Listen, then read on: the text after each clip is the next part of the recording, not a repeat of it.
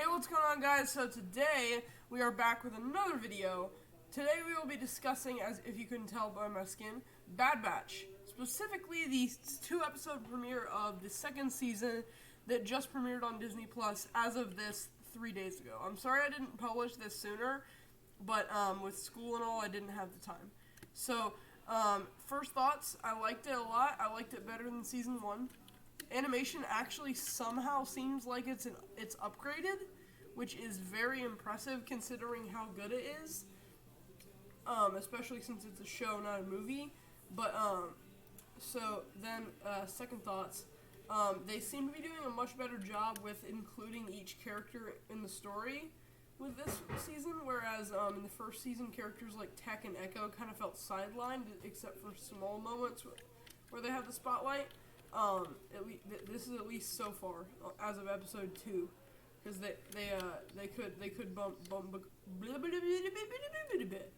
it up later on, but as of right now they're doing a good job. Like, for example, they're eliminating some of the redundancy there was with Echo having joined the batch, since in season 7 of Clone Wars there was a greater emphasis on Tech's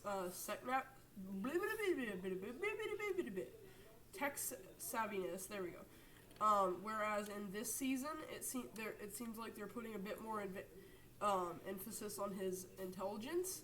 For example, in this spoiler warning, in the second episode, he gets his leg his upper right femur fractured by approximately 133 pounds of force, which is what he said. So if you notice from that, I'm liking that, because you can tell they're putting more of an emphasis on his intelligence specifically, rather than his tech savviness, because Echo has kind of filled that role now.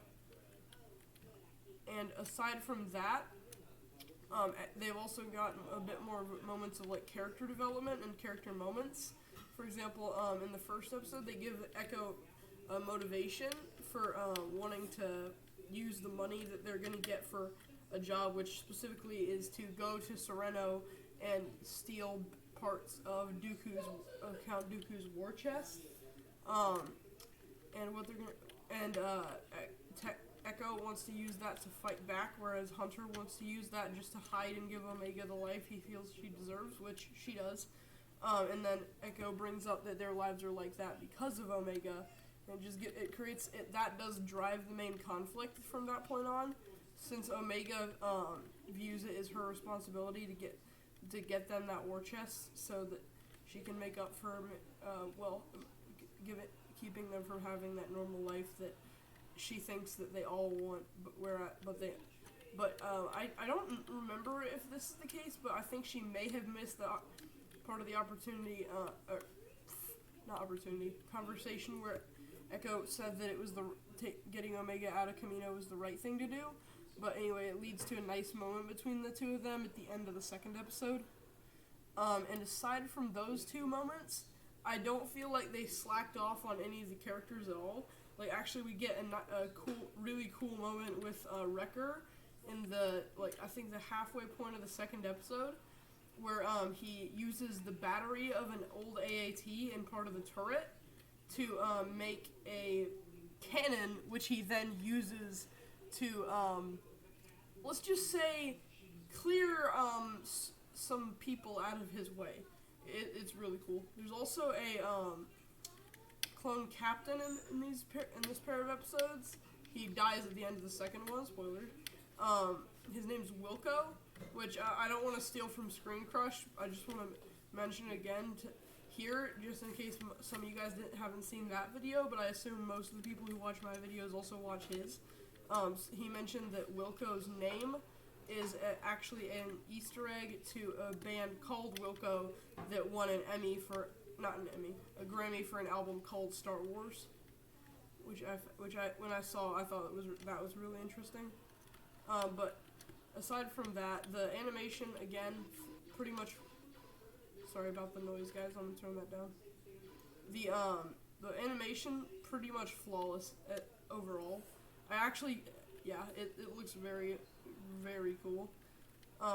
We also get a nice moment between Tech and a Serenian farmer they come across, and he wants her the farmer wants him to help him access an old separatist archive, which, well, that's what Tech thinks, but it's actually just a Serenian archive, and the farmer has the opportunity to correct him. Crosshair, no! Crosshair! Okay, so we also get, and Hunter actually, this is funny because he was probably the main character in the previous season. He honestly probably gets the most sidelined, and even, it's not like he's like completely goes without mention. He still does have, he still does have moments, but I'm saying a lot in this video, I'm sorry. Other than that, oh, hello. Canino, haha. LOL. Okay,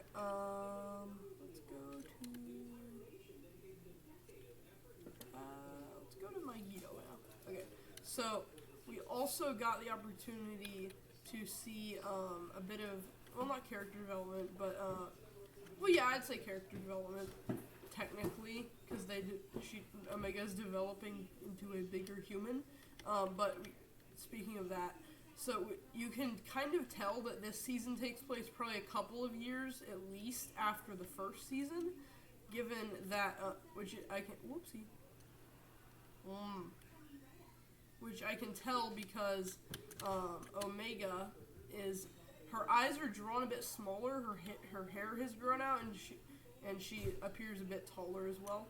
She also gets an opportunity to use basically Tech has her studying like a ton of the a ton of like different ship schematics and things, which she does actually get the opportunity to use that knowledge as well, which I did think was cool, since they they give you that payoff, which I liked.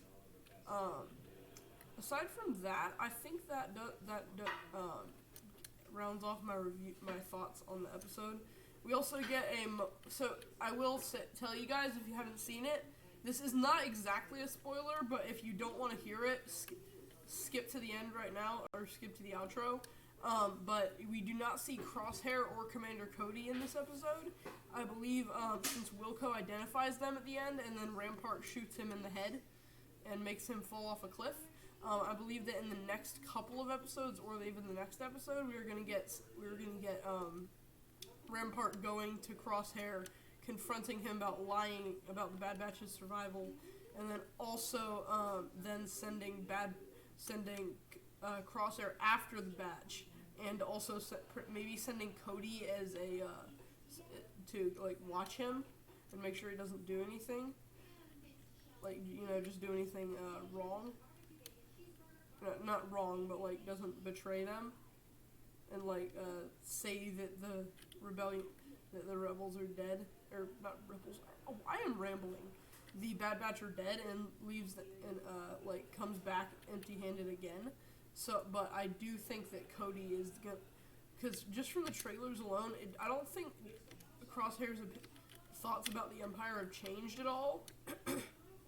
In fact, in the trailers, it seems like Crosshair actually has, he seems more dogmatic than Cody does in the trailers, which I think is an indicator that he's still like full on, completely and totally loyal to the Empire, which I think is not entirely the case with Cody, but it's still the case. He's still loyal to the Empire, but he's skeptical.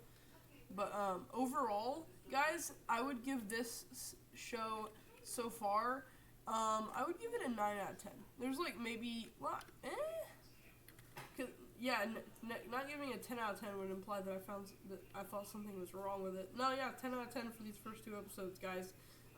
Like, subscribe, comment below, and I will see you guys in the next one, which, I will also say, aside from Bad Batch coverage, I am going to be limiting gaming videos to 1 a week from here on out. At least until the end of this spring, at least until spring break, which is probably going to be in like mid-March area, or April, probably mid-March, I think. But I'm going to be limiting videos to come out once a week. That way I have a little bit more breathing room as soon as the summer hits, you guys, I'm definitely gonna be jumping back on, and I'll give you guys my every other day schedule that I usually have. But I think that just about covers it. Quick shout out. Puss in Boots 2. Seriously, go see it right now if you haven't yet. It's actually really good. It's you wouldn't think so, but it's very impressive. I'm gonna be doing a separate video reviewing that, as well as Avatar 2: Way of the Water, but not Way of the Water, The Way of Water. But in the meantime, guys, I will see you in the next one. Like, subscribe, comment below, and bye.